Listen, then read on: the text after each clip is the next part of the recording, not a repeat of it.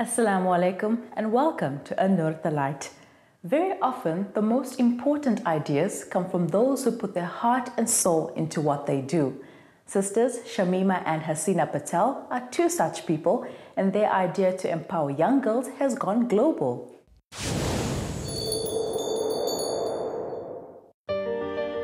Sisters Shamima and Hasina Patel might hail from a small town in northern KwaZulu-Natal, but their ideas are as big as they get.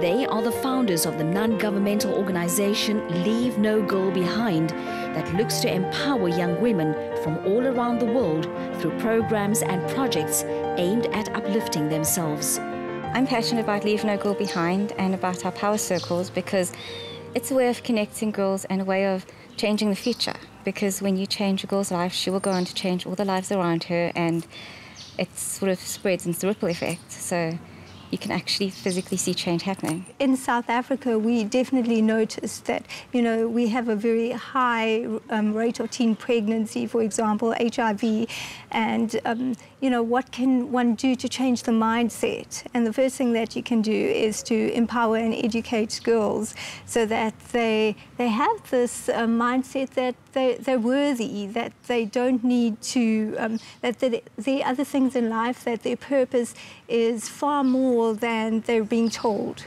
Funding for NGOs is often a problem, and instead of just depending on outside sources, the sisters use their God-given talent to raise money. Shamima started Blinging Hope, a jewelry manufacturing business that creates bespoke pieces using gemstones.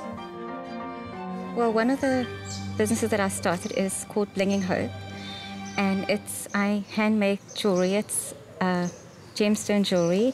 It's got a South African twist, and it's to I make bookmarks, keyrings, earrings, whatever anyone wants. But basically, I make the jewelry to sell to other organizations, for personal people to gift as gifts, as wedding favors, to corporates. And the whole idea of Blinging Hope is to spread love and hope through the jewelry, but also a percentage of the funds that I get through that then go back to Leave No Girl Behind to fund our projects and programs as well. I think since I was 6 years old, I've always had an interest in the whole computer industry. So when I graduated high school, I did a university degree through Damlin, and one of the things I learned was programming. And programming was just a language that made sense. So that kind of interested me, and that evolved into using WordPress, and now most websites are done on WordPress. So it's a business and a profession now.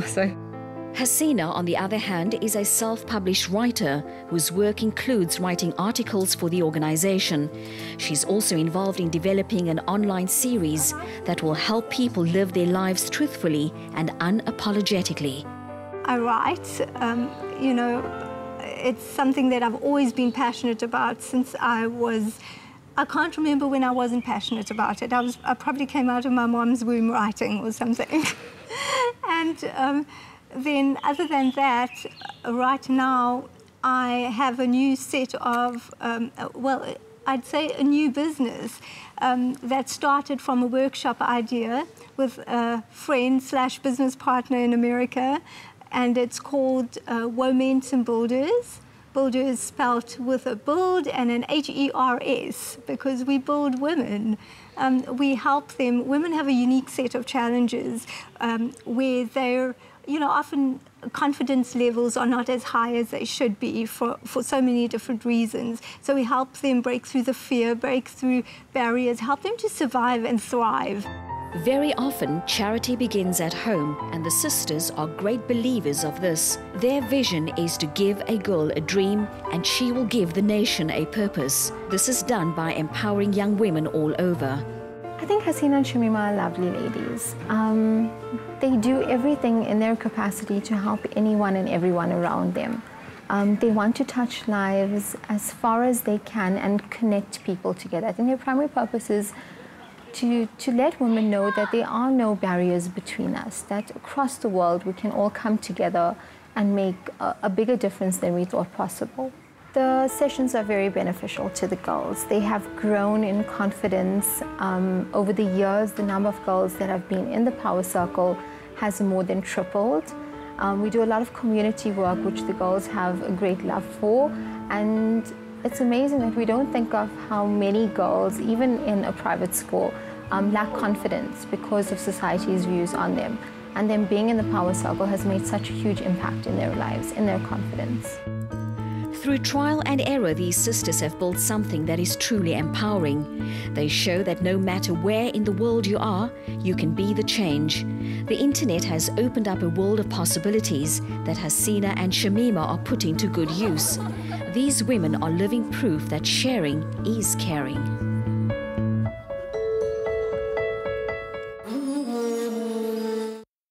What a truly inspiring story once again. And it just goes to show that even if you're from a small town, you can change the world. Maulana Ibrahim Bam is ready to answer your questions in our Q&A segment.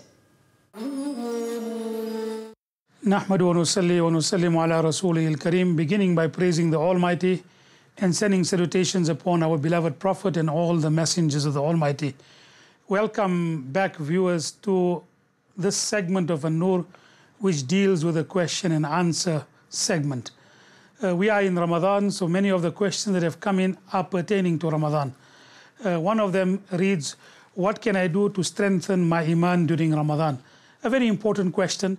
The Almighty Allah in the Quran had said, Ya ayyuhalladhina amanu kutiba alaykum as-siyam kama kutiba ala alladhina min qablikum la'allakum tattaqun. O believers, fasting has been prescribed to you the way it has been prescribed to previous nations, لَعَلَّكُمْ تَتَّقُونَ, so that you might inculcate fear of the Almighty. And it shows that fear of the Almighty, which would lead to Iman in Almighty Allah subhanahu wa ta'ala, is one of the objectives of fasting. The question that might arise, how do you inculcate fear of the Almighty through the means of fasting? Just to give an example, we know that eating, drinking is permitted, not only permitted, sometimes encouraged to build our physical strength to remember Almighty Allah. Certain types of drinks are very blessed. The water of Zamzam is a very blessed water. But yet, despite that, if someone were to present to us Zamzam water while we are fasting and say that this is such a blessed water, why don't you drink it? Obviously, we will say it is blessed, it's on its place, but we cannot take it because we are fasting.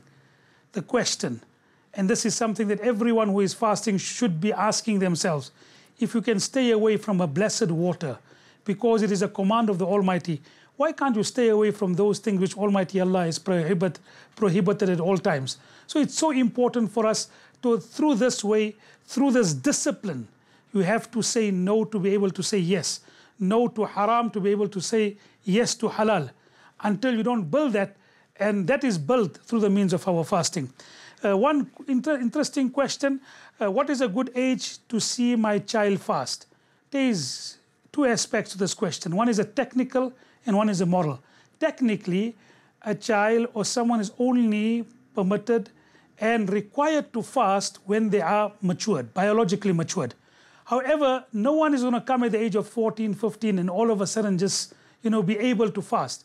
So it is recommended that parents get the children into the habit through the means of both enticing and showing them the reward with regard to it, encouragement without going overboard.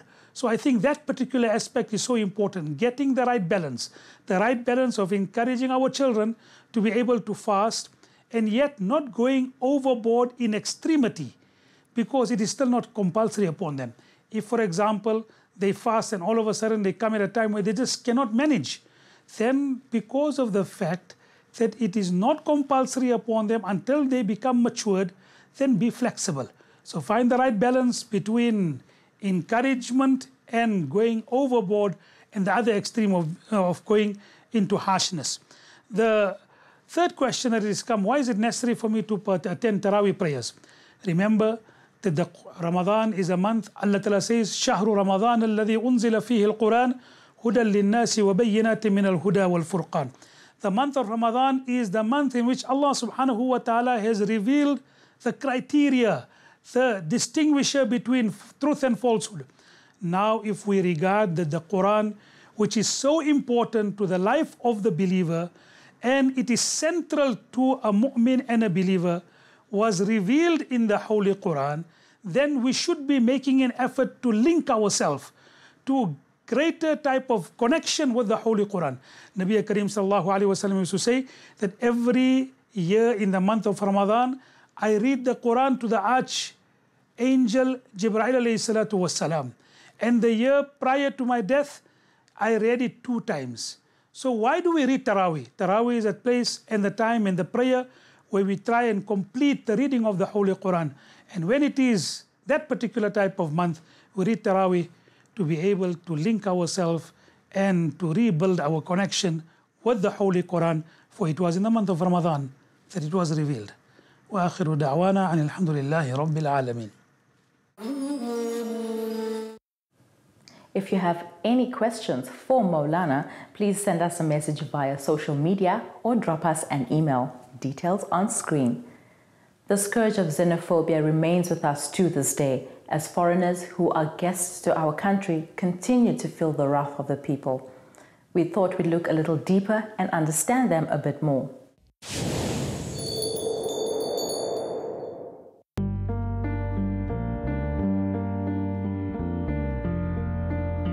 Xenophobia has once again reared its ugly head, and South Africans should hang their heads in shame.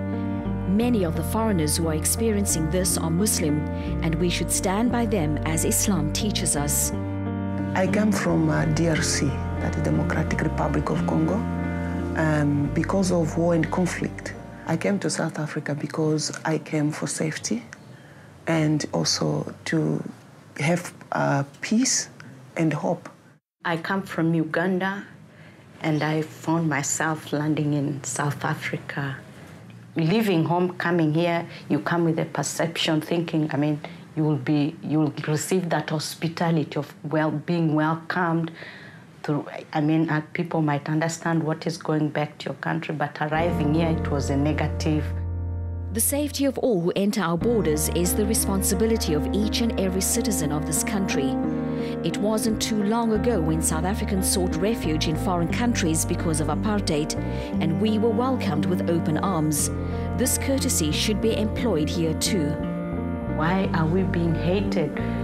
South Africans also were in our countries. We used to accommodate them nicely, hospitality, but to our surprise to see that they are fighting us. Most of the foreigners, they would rather stay and spend most of their salary to stay in a suburb area because they think it is safe than to stay in the local communities. Local communities is fellow black people. But why is this hatred, this phobia? We are human beings. They need to give us the dignity, the respect that we need, because really we are all human beings. We are not a threat. We are here just for safety reasons. If things go back in nobody wants to leave home. It's because of the problems that we're facing. They also went through it. We're just here for safety. Time will come. We'll also pack off and go back home. Conflict resolution is one of the ways to diffuse the situation.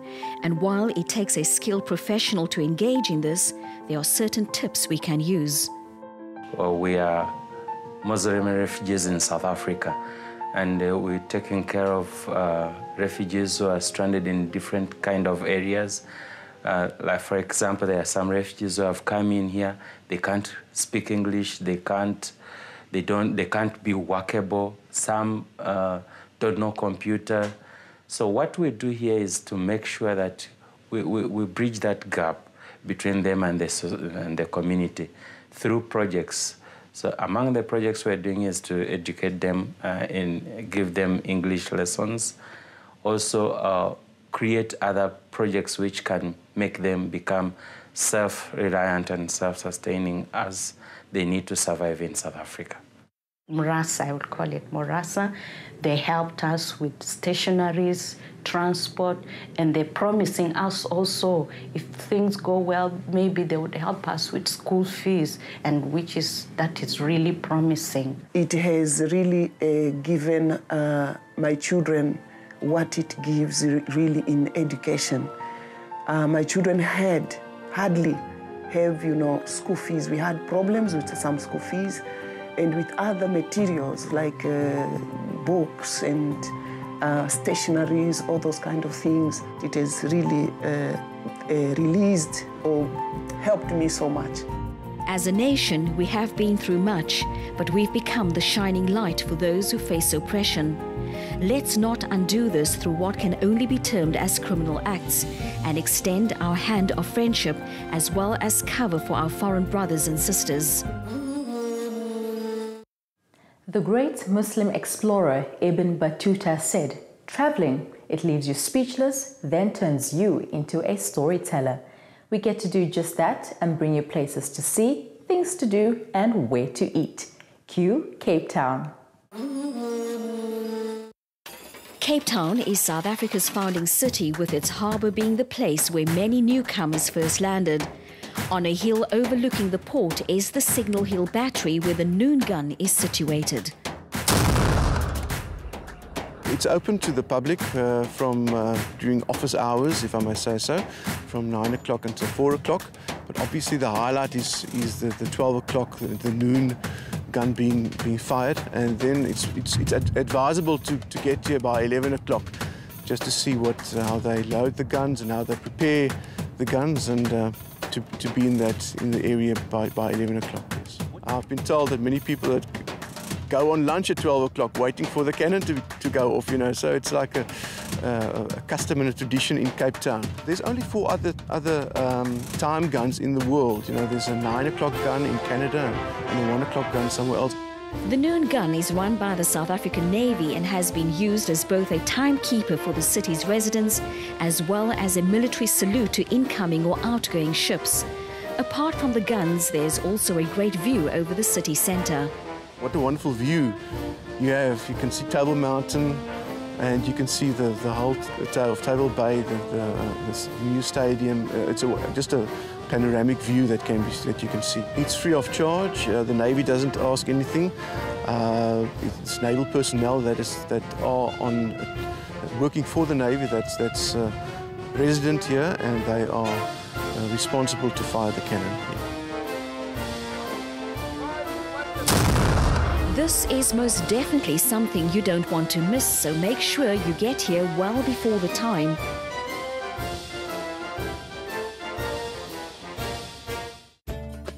They say one country's loss is another country's gain, and this is the case at the new Syrian restaurant that has opened in Sea Point. The decor is essentially Middle Eastern and inviting, just like the people. Syriana is a Middle Eastern restaurant in Cape Town. Brings the Syrian dishes to Cape Town. Actually, I came here in 2012 to study, and then I went back to home, and then I decided to come back to Cape Town to make a business. Food is freshly prepared daily and draws from old Middle Eastern recipes before being skewered and cooked over an open flame. Kebabs are the backbone of Middle Eastern cooking, and the ones found here are absolutely delicious. We have the most popular dish is Syriana kebab, which makes with 4 skewers, 1 lamb, 1 mince, 1 chicken, and 1 Adana kebab, which makes with cheese. That's the most popular. And also we have shawarma, beef and chicken, and falafel, and all the vegetarians like meza, hummus, mutabbal, baba ganoush, kibba, fried kibba, kibbanaya. Generous portions of authentic Middle Eastern fare fills plates as eager diners can't wait to dig in. With food so good, it won't stay on the plate for long.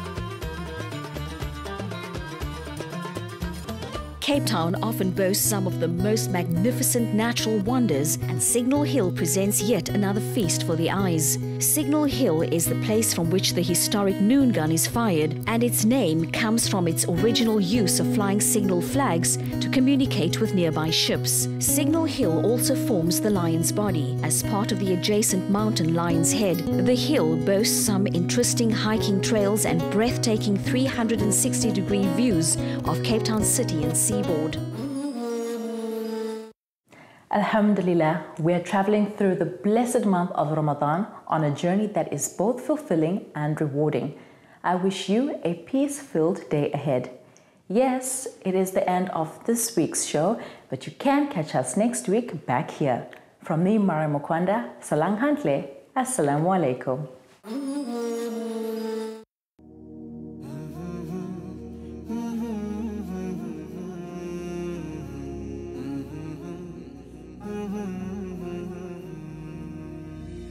मेहरबान तुमी मेहरबान मेहरबान तुमी मेहरबान मेहरबान तुमी मेहरबान मेहरबान तुमी मेहरबान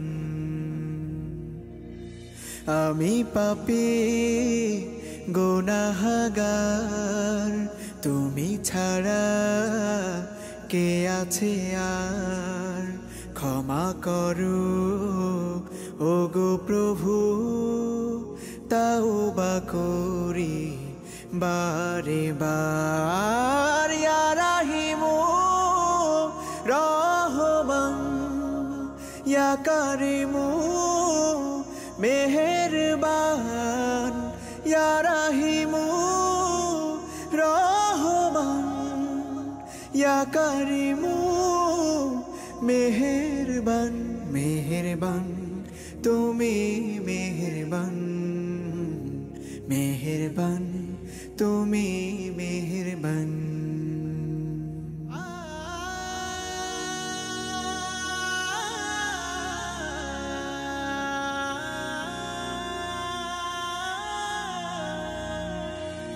जेने ना जेने হাজার পাপের সাগরে ডুব দিয়েছি পথ হারিয়ে ভুলে বুঝে না বুঝে হাজার পাপের সাগরে ডুব দিয়েছি পথ হারিয়ে ভুলে নিজের প্রতি নিজে সকাল বিকাল সাধে নিজের প্রতি নিজে সকাল বিকাল সাধে জুলুম করেছি বারে বার ইয়া রাহিমু রহমান ইয়া করিমু মেহেরবান ইয়া রাহিমু रहमान या करीमु मेहरबान मेहरबान तुमी मेहरबान मेहरबान तुमी मेहरबान